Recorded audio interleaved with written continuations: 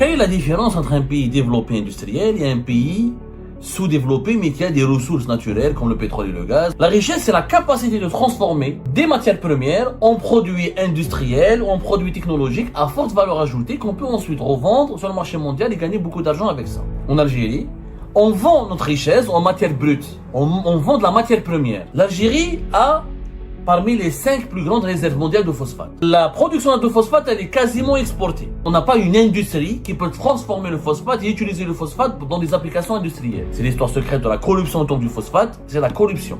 Les dirigeants algériens ont bradé le phosphate, ont bradé notre phosphate juste pour le beaux yeux de Gupta, de cet homme d'affaires milliardaire australien d'origine indienne, qui les rétribuait, qui leur donnait des pots de vin. L'Algérie a perdu des centaines de millions de dollars. Entre 5 et 8 ans, il y a eu des prix au rabais, des prix cassés. Et Sharafdin Amara, l'Indien Hamid Gupta, il lui a ouvert un compte bancaire à Singapour, où M. Gupta, pour corrompre Sharafdin Amara, il lui versait de l'argent dans ce compte. Les relevés bancaires font état, par exemple, d'un paiement de 600 000 dollars par an. M. Sharafdin Amara n'a jamais été inquiété parce qu'il est protégé par Boualem, il est considéré de Majid Tebboune et qu'il était très proche du clan Tebboune, parce que ça les intéresse pas de créer une industrie du phosphate. Ce qui les intéresse, c'est corrompu, c'est de brader le phosphate algérien. Quelle est la différence entre un pays développé industriel et un pays sous-développé mais qui a des ressources naturelles comme le pétrole et le gaz, à l'exemple de l'Algérie, mais qui n'est pas riche et qui n'est pas développé? Comment se fait-il qu'un pays comme le Japon, qui n'a pas de pétrole ni de gaz, etc., est beaucoup plus riche et beaucoup plus développé que l'Algérie, qui a le pétrole, le gaz, le phosphate, l'or, le cuir et plusieurs ressources naturelles? La richesse n'a jamais été de détenir un sous-sol riche. La richesse, c'est la capacité de transformer des matières premières en produits industriels ou en produits technologiques à forte valeur ajoutée qu'on peut ensuite revendre sur le marché mondial et gagner beaucoup d'argent avec ça. En Algérie, nous avons beaucoup de pétrole et de gaz. Mais nous avons aussi du phosphate, du fer, du cuivre, de l'or. Nous avons beaucoup de minerais et de ressources naturelles. Mais on est un pays pauvre, un pays sous-développé. Alors que la Corée du Sud, la Chine, bon, la Chine elle a des ressources, c'est un pays géant. Le Japon, il y a des pays, des micro-pays qui ont des territoires limités, etc., comme la Corée du Sud et le Japon, mais qui sont extrêmement riches et industrialisés. Pourquoi? Parce que nous, en Algérie, on vend notre richesse en matière brute. On vend de la matière première. Alors que cette matière première, les pays industrialisés vont l'utiliser, ils vont la transformer, et l'utiliser pour fabriquer des produits à forte valeur ajoutée, ils vont nous les revendre. C'est-à-dire que nous, quand on vend du pétrole et du gaz ou du phosphate et du fer en brut, en matière brute, on va racheter plus tard à ces pays développés ce que les pays développés vont nous vendre, vont fabriquer avec notre propre matière première, des produits à valeur ajoutée. C'est pour ça qu'on est perdant. On est perdant en Algérie, on est resté sous-développé parce qu'on n'a jamais su faire une transformation ou gérer une transformation ou créer une transformation industrielle de nos richesses qui sont dans notre sous-sol. On va parler aujourd'hui d'un exemple très concret. Le phosphate. L'Algérie a parmi les 5 plus grandes réserves mondiales de phosphate. On a plus de 2 milliards de tonnes de réserves. Et pourtant, la production nationale, elle est extrêmement faible. Elle est uniquement de 2 millions de tonnes de phosphate. La production de phosphate, elle est quasiment exportée. Pourquoi? Parce qu'en Algérie, on n'utilise pas le phosphate, on n'a pas une industrie qui peut transformer le phosphate et utiliser le phosphate dans des applications industrielles. Le phosphate est stratégique. Il est utilisé pour la fabrication des engrais, tout ce qui est engrais fertilisant pour l'agriculture et la production agricole. Et c'est un domaine d'avenir. Tous les grands pays se battent pour accéder aux plus grandes réserves de phosphate et pour innover et créer des industries de fabrication des engrais prospères et puissantes parce que d'ici 2050, on sera 10 milliards d'êtres humains. Et comment nourrir tous ces êtres humains si on n'a pas une agriculture intensive qui produit beaucoup de légumes et de produits alimentaires et de fruits pour nourrir toute la population mondiale? Donc il faut maîtriser l'industrie des engrais. En Algérie, l'industrie des engrais, on produit des engrais mais uniquement à partir du gaz. Pas à partir du phosphate, alors que nous avons beaucoup de réserves de phosphate. Si on était intelligent dans notre pays, on laisserait notre gaz pour d'autres types d'industries, ou on exporterait notre gaz brut mondialement quand il est cher sur le marché mondial, ou on l'utilise, on le transforme en GNL, en gaz naturel liquéfié, qui est très demandé, qui est très cher, et on va fabriquer les engrais avec le phosphate. Mais en Algérie, on n'est pas intelligent, on n'a pas de stratégie, on gaspille notre gaz pour les engrais, Alors que le gaz coûte déjà très cher. Il est déjà très demandé et prestigieux. Et on peut l'utiliser dans beaucoup de domaines industriels. Alors qu'on a des réserves vierges de phosphate qui sont inutilisables. Les 2 millions de tonnes de phosphate que nous produisons en Algérie sont exportées quasiment à l'étranger et ça nous rapporte, en 2024, ça nous a rapporté 193 millions de dollars. Vous allez me dire, Abdou, mais c'est pas mal. C'est que dalle, c'est rien du tout, c'est du pipi de chat. Pourquoi c'est du pipi de chat? Parce que le phosphate, non seulement on en a besoin pour fabriquer des engrais, si on fabriquait nous-mêmes les engrais à partir du phosphate, on pourrait exporter des engrais phosphatés, on pourrait gagner 3 ou 4 fois plus que les 193 millions de dollars que nous avons gagnés en 2024. Le phosphate est utilisé dans l'industrie pharmaceutique, il est utilisé dans l'industrie agroalimentaire, pour les additifs alimentaires, pour contre certains composants alimentaires, il est utilisé pour la métallurgie, la sidérurgie, il est utilisé dans la biotechnologie, il a beaucoup d'applications industrielles. Nous, si on était intelligent, on devrait investir avec des partenaires étrangers. Au lieu de leur vendre du phosphate en brut, on devrait ramener les Chinois, les Indiens, les Européens, les Américains, pour créer avec eux des filières industrielles, pour transformer ce phosphate en produits finis, comme les engrais, comme les additifs alimentaires, comme dans la céramique, on utilise aussi dans les détergents, dans les dentifrices, dans les cosmétiques. Il a beaucoup d'applications le phosphate. Mais non, nous on veut pas se fatiguer, on veut juste gagner de l'argent. On veut pas développer un pays, on veut gagner de l'argent. Pour gagner de l'argent, la façon la plus facile, c'est simple, tu vends la matière première en brut. C'est ce que fait l'Algérie. Donc du coup, on gagne que 193 millions de dollars. Et avec ce phosphate qu'on va vendre aux Indiens, aux Japonais, aux Chinois, etc., eux, ils vont fabriquer des produits à valeur ajoutée en pharmaceutique, en engrais, en métallurgie, en céramique, ou là en biotechnologie. Ils vont nous les revendre en médicaments, etc. Et nous, on est perdants. Vous allez me dire, Abdou, les dirigeants algériens, est-ce qu'ils ne connaissent pas cette réalité? Pas tous, certains la connaissent. Alors pourquoi ils ne passent pas à l'industrie? Pourquoi les Chinois, par exemple, ils sont venus depuis 2018, ils ont proposé aux Algériens d'investir 6 milliards de dollars pour créer une filière industrielle du phosphate, extraire le phosphate en Algérie, le transformer à Soukara et à Skikda, et l'exporter depuis Annaba, et on va fabriquer des engrais, et on pourrait gagner au moins 3 milliards de dollars d'exportation. À l'exportation, on aura 3 milliards de dollars, alors qu'en ce moment, avec notre phosphate, on gagne que 193 millions de dollars. Avec un projet industriel comme celui que les Chinois ont proposé à l'Algérie dans le PPI de Tebessa, le projet phosphatier intégré de Tebessa, on pourrait gagner 3 milliards de dollars. Vous imaginez la différence? Une transformation industrielle du phosphate pourrait nous ramener 3 milliards de dollars, alors qu'une simple exportation de phosphate en brut ne ramène que même pas 200 millions de dollars. Ça n'a pas été fait, mauvaise gouvernance, mauvaise décision, pays instable, mais surtout, et c'est là l'histoire secrète que nous allons vous raconter, c'est l'histoire secrète de la corruption autour du phosphate, c'est la corruption. La grande corruption. En Algérie, l'exportation du phosphate a toujours été gérée par un groupe qui s'appelle Ferfos, dont personne ne connaît, parce qu'en Algérie, on s'intéresse pas comme on s'intéresse uniquement au pétrole et au gaz, comme on vit uniquement grâce à l'argent du gaz, on pense que dans les autres secteurs, miniers notamment, il n'y a pas d'argent. Il n'y a pas autant d'argent dans le pétrole et dans le gaz que le gaz, mais il y a de l'argent. Il y a de l'argent à se faire. Mais on n'en parle pas. Le groupe Ferfos, il a vu une filiale importante, c'est elle qui gérait, s'appelle Somifos. Somifos, c'est elle qui est essentiellement chargée de l'extraction de la production du phosphate et de son exportation. Ferfos a changé, je crois qu'il n'existe plus, puisqu'il a été restructuré depuis 2005, et il s'appelle, maintenant c'est le groupe Manel. Mais la Somifos existe toujours, et c'est elle qui vend les produits, qui vend le phosphate à l'état brut. C'est du phosphate algérien qui est exporté directement. Et c'est elle qui exporte et qui produit les 2 millions de tonnes. Somifos, Ferfos, durant les années 2005-2010, il y a eu des gros scandales. Et qui était l'acteur principal de ce scandale? Parmi les dirigeants du secteur du phosphate, il y a à l'époque, c'était un certain Sharafdin Amara, qui est le fameux président de la Fédération algérienne de football de 2021-2022, et qui dirige le groupe Madar depuis 2017, le groupe Madar l'ex-SNTA, fabrication des allumettes et des cigarettes et des produits de tabac, avec les Émiratis, notamment pour la licence pour la Stime et pour UTC, pour la fabrication et la distribution des produits pour les cigarettes algériennes et les cigarettes américaines Marlboro. Le groupe Madar est devenu très riche.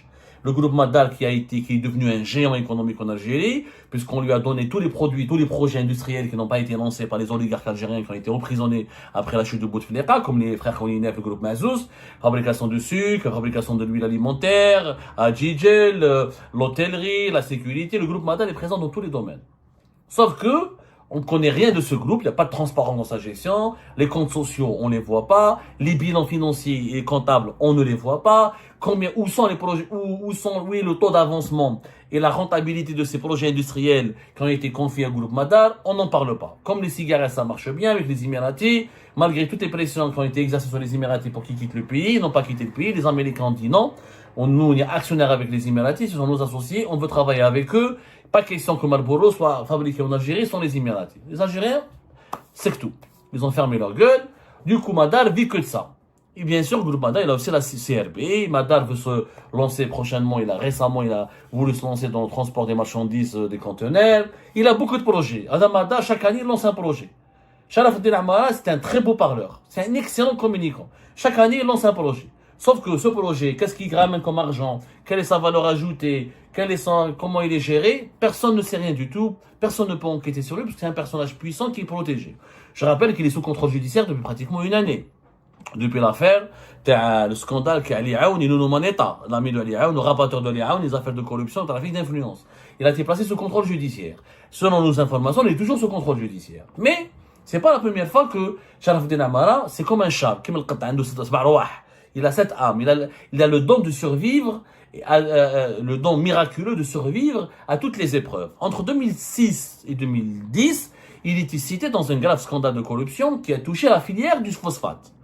Il y avait en 2006, plus exactement, un rapport des commissaires aux comptes qui ont ausculté les comptes de Fairphos et de ses filiales, comme Somifos. Ils ont compris, ils ont détecté des anomalies dans la gestion, notamment des anomalies dans les exportations du phosphate. Des anomalies financières qui pourraient aboutir à des opérations d'enrichissement illicite et de corruption et de détournement de fonds. L'enquête n'a jamais abouti, on ne sait jamais pourquoi. Les responsables, un certain nombre de managers de Fairphos et de Somifos ont été limogés, mais ils ont été réhabilités après à partir de 2010. Apparemment, Shakib Khalil à l'époque, il aurait intervenu pour étouffer le scandale. Je ne sais pas qu'est-ce qui s'est passé, c'est l'affaire la plus bizarre de l'histoire de l'économie algérienne. Nous, on est en train d'enquêter là-dessus pour essayer de comprendre. En tout cas, elle a été étouffée. Et pourtant, il y a de cela une année ou 2 ans, un grand média australien a relancé l'affaire. En Australie, il y a un média qui fait de l'investigation, notamment un journaliste star. Ce média s'appelle Sydney Morning Herald. Il a un journaliste en investigation qui est la star de la presse australienne, un certain Nick Mackenzie, qui a parlé qui a enquêté sur l'affaire. Bien sûr, les Algériens n'ont jamais entendu parler de ça, parce que l'Australie est très loin de l'Algérie. Qui aurait pu imaginer qu'un scandale qui éclate en Australie aurait pu concerner l'Algérie? Personne ne l'imagine. Mais en Australie, depuis 2010, ils ont enquêté sur l'affaire Getax. L'affaire Getax, c'est quoi, brièvement? Il y a un pays qui s'appelle Nauru, qui est un paradis fiscal, qui est situé, c'est l'une pratiquement les petites... elle a été classée pratiquement la plus petite république du monde. C'est une république, le pays le plus petit au monde, c'est le Vatican, mais la république la plus petite au monde, c'est Nauru. Nauru, elle est située en Océanie, en Micronésie. C'est des petites îles au large de l'océan Pacifique. C'est même pas 10 000 habitants. Mais ils avaient ils produisaient du phosphate. Il y avait un groupe australien, détenu par des Indiens, basé en Inde, par la famille Gupta. Notamment, il y avait la famille Gupta, il y avait le père, Shahai Gupta, ensuite ses fils Amit et Ashok Gupta, qui ont créé une entreprise prospère en Australie pour exploiter le phosphate en Nauru. Ils étaient spécialisés dans l'exportation du phosphate à travers le monde et l'exportation du phosphate à travers le monde et ils travaillaient beaucoup avec l'Arabie Saoudite, etc. Et le groupe Getex, c'est lui, il a corrompu. Ils ont payé les dirigeants de la République de Nauru pour mettre en place un mécanisme de corruption inédit dans l'histoire. C'est quoi ce mécanisme? Gupta, la famille Gupta, donnait des pots de vin aux dirigeants de ce pays pour que les dirigeants de ce pays cassent les prix de leur phosphate. Ils leur vendaient le phosphate à des prix plus bas, à des prix inférieurs au marché mondial, au marché international. Qu'est-ce qui se passait? Donc, Getex et la famille Gupta achetaient du phosphate pas cher, ils le revendaient très cher sur le marché mondial. Comme ils l'achetaient à des prix bas, c'est beaucoup plus bas que le marché international, ils rachetaient, ils le revendaient plutôt sur le marché mondial à des prix plus élevés, donc ils se faisaient des marges de malades. Ils sont devenus très riches. Mais les autorités australiennes, ils ont enquêté sur les affaires financières de cette famille Gupta, ils ont découvert l'escroquerie, la supercherie. Donc, il y a eu un grand scandale. Le scandale s'est poursuivi jusqu'à 2024, puisqu'Adel Gupta, Amit Gupta, l'un des membres de la famille Gupta, il va créer sa propre société qui s'appelle Agrifield, qui va être basée à Dubaï, il va s'exiler à Dubaï, il va fuir l'Australie, il va rester à Dubaï. Il va utiliser Dubaï comme principale base pour son travail, pour son business. Toujours, il achète le phosphate à l'état brut, il le revend sur le marché mondial. La justice australienne en 2023 elle a lancé un mandat d'arrêt international. Elle a demandé aux Émirats de l'extrader, ça n'a pas réussi. Singapour, ils lui ont saisi. En Australie, les autorités ont saisi des comptes bancaires et des propriétés immobilières d'une valeur de 800 millions de dollars à la famille Gupta. Mais la famille Gupta, notamment Amit Gupta, en s'installant à Dubaï, il a pu se mettre à l'abri des poursuites judiciaires et de la traque qui a été lancée à son encontre par la justice australienne. À Singapour, il a eu des problèmes. À Singapour, ici, ils ont saisi des biens et des comptes bancaires, etc., d'une valeur de 200 millions de dollars. À New York, aux États-Unis, il y a eu une enquête contre lui. Donc, en Australie, à Singapour, aux États-Unis d'Amérique, ils ont tous lancé contre lui des mandats d'arrêt internationaux. Il a une notice rouge, mais il n'a pas pu quitter Dubaï. Grâce certainement, il est ami avec la famille régnante de Dubaï. Ils l'ont protégé. Il s'avère que lorsque la presse australienne a planché, a récupéré des documents sur les opérations financières de ce Amit Gupta et sa société Agrifield, ils ont découvert que parmi les fournisseurs et les clients que Amit Gupta était le client de la société algérienne Somifos. Et que Somifos faisait exactement comme à Nauru, elle vendait du phosphate brut à Amit Gupta, mais à des prix très très bas. Et à des prix même plus bas quelquefois que les prix qui étaient pratiqués sur le marché mondial. Et le Sydney Morning Herald, il a récupéré des documents qui ont démontré que Getex et Amit Gupta, avec sa société Agrofields à Dubaï, ils ont versé énormément de pots de vin, beaucoup de pots de vin, à des dirigeants de la société algérienne Somifos, pour que ces derniers continuent à leur vendre en priorité, à les privilégier, en leur vendant du phosphate à des prix bas. Alors, par exemple, il a été découvert au cours de ces investigations dans la presse australienne que la société de Amit Gupta, Getex, la société familiale, elle achetait chaque année environ 600 000 tonnes de phosphate naturel à Somifos. Sauf qu'elle les achetait à des prix inférieurs à ceux du marché international. Comme à Nauru. Les dirigeants algériens ont bradé le phosphate. Ont bradé notre phosphate, le phosphate national, une richesse, juste pour le beaux yeux de Gupta, de cet homme d'affaires milliardaire australien d'origine indienne, qui les rétribuait, qui leur donnait des pots de vin. En échange, il y avait donc des pots de vin. L'Algérie a perdu des centaines de millions de dollars, parce que vous imaginez chaque année entre 2007, 2008, 2009 jusqu'à 2010, même jusqu'à récemment, Getex et Gupta continuent d'acheter le phosphate algérien, mais pendant 5-6 ans, jusqu'à même 8 ans, on soupçonne entre 5 et 8 ans, il y a eu des prix au rabais, des prix cassés, donc l'Algérie a perdu beaucoup d'argent, et lui, groupe Getex et la famille Gupta, Amit Gupta notamment, ici, il s'est beaucoup enrichi grâce au phosphate algérien.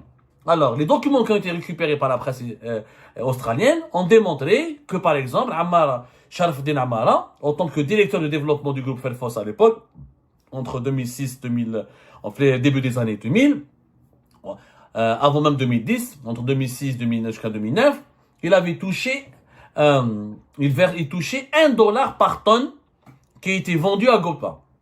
Donc, Gupta, à chaque fois que Sharafdin Amara faisait de la pression sur Fairphos pour le vendre à Getex et à la société Agrofields, basée à Dubaï, le milliardaire indien d'origine australienne, le milliardaire australien d'origine indienne, la société Agrifield de Amit Gupta, à chaque fois que Sharafdin Amara lui obtient des prix cassés. Gopta versait des pots de vin à Sharafdin Amara. Il y a eu des relevés bancaires qui ont été découverts, qui ont été identifiés par les autorités australiennes et qui ont été publiés par la presse australienne. Relevés bancaires, par exemple, les Gopta ont versé 53 000 $ le 13 novembre 2009 à M. Sharafdin Amara depuis un compte bancaire basé dans une banque ABN AMRO. Un autre relevé bancaire démontre que 50 000 $ ont été transférés le 20 janvier 2010 pour des frais de consultation et de paiement contre le navire de Qadisiyah pour un navire qui a transporté du phosphate algérien. Sur un compte bancaire de Sharafdin Amara à la HSBC Singapour. Et Sharafdin Amara, l'Indien Hamid Gopta, il lui a ouvert un compte bancaire à Singapour où M. Gopta, pour corrompre Sharafdin Amara, il lui versait de l'argent dans ce compte. C'est des versements, en 2009, de plus de 50 000 €, 53 000, en 2010, 50 000 €, et chaque année, c'est selon les quantités qui ont été vendues par l'Algérie à travers son MIFOS ou la Ferfos à la société de Gopta. Plus les ventes sont élevées, plus les pots de vin sont élevés, puisque l'Australien d'origine indienne Gopta, sa tactique était la même. Il corrompait les dirigeants algériens dans Sharafdin Amara pour vendre du phosphate à des prix bas. Il n'y avait pas que Sharafdin Amara, parce que les autres responsables de Ferfos et de son MIFOS ont été aussi payés. Il y a eu des paiements, par exemple, de 5 000 $, des paiements qui ont été donnés, par exemple, à d'autres responsables. On va donner leur nom. Par exemple, l'Akhdar Mbarki, qui a été corrompu, qui a été un ancien responsable, c'était l'ancien directeur général de Ferfos, son MIFOS. Hadar Akhdar Mbarki, par exemple, qui est l'ami de Sharafdin Amara, ce sont les deux qui ont dirigé la filière du phosphate en Algérie entre 2005, 2006 jusqu'à 2010, 2011. Les relevés bancaires, par exemple, ont montré que Getex Australia a versé 56 000 $ le 4 décembre 2007 à l'Akhdar Mbarki. L'Akhdar Mbarki aussi, il a pris des pots de vin au nom de son frère Selim Mbarki et d'une femme qui est nommée Sviltana Mbarki, dans plusieurs comptes bancaires. Les relevés bancaires font état, par exemple, d'un paiement de 600 000 $ par an. C'est quand même incroyable. C'est-à-dire que, qu'est-ce qui s'est passé? Getex a racheté pour 600 000 $ par an du phosphate algérien à un prix de 1 $ par tonne. C'est-à-dire à chaque fois, c'est la même tactique. Tu baisses le prix pour le Gopta. Gopta, il te donne, en échange d'un bon prix de phosphate, il te donne 1 $ en pot de vin sur chaque tonne qu'il achète à l'Algérie. Donc sur 600 000 tonnes, il prend 1 $. Voilà. Et ça fait des milliers de dollars chaque année. Les virements ont été toujours de l'ordre de 400 000, 300 000. Par exemple, il y a eu certains virements bancaires ont montré que les responsables algériens de son MIFOS et de Ferfos ont touché des pots de vin de 300 000 $ de la part de Gopta, le groupe Getex. Une corruption généralisée. Et il y a d'autres responsables. Par exemple, un certain Bakhouch qui a échangé avec Getex. Toute la clique, on va dire, de Hada Bakhouch, ou Bouraouri Bakhouch. Il était le chef du département commercial de Somifos et de Ferfos. La même chose, il y a eu des transferts bancaires qui ont été tracés et récupérés par les autorités australiennes, où la société Getex, basée en Australie, a transféré 40 000 $ le 23 mars 2007 et 20 000 $ le 23 juillet 2007 à M. Bakhouch, qui a donc reçu des commissions occultes et lui, il a négocié 0,5 $ par tonne. Ça fait 300 000 $ par an en tout. Donc, il a vendu pour 300 000 $ de marge, la marge bénéficiaire de Gopta a été de 300 000 $, et lui, Gopta, il versait entre 20 000 et 30 000 $ à ce responsable algérien corrompu. Et la liste, elle est longue. Cette enquête de la presse australienne n'a jamais été suivie en Algérie.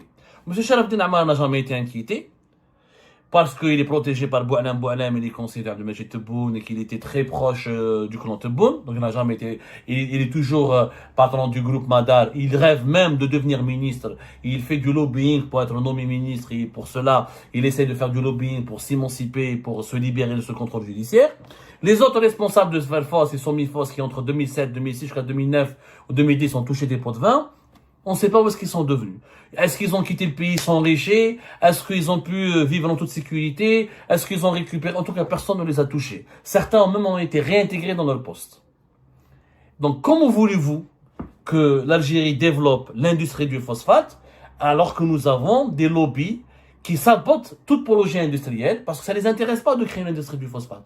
Ce qui les intéresse, c'est corrompu, c'est de brader le phosphate algérien, de le vendre à des sociétés indiennes, australiennes, etc., à des prix bas. En échange, ils touchent des pots de vin, ils vont s'enrichir, la richesse, elle est bradée, et l'Algérie ne va jamais gagner parce qu'elle va perdre des centaines de millions de dollars sur plusieurs années, parce qu'elle brade son phosphate, et l'industrie ne va jamais se développer. Et ben c'est la fin de cette vidéo les amis. Je vous remercie comme d'habitude pour avoir suivi jusqu'à la fin.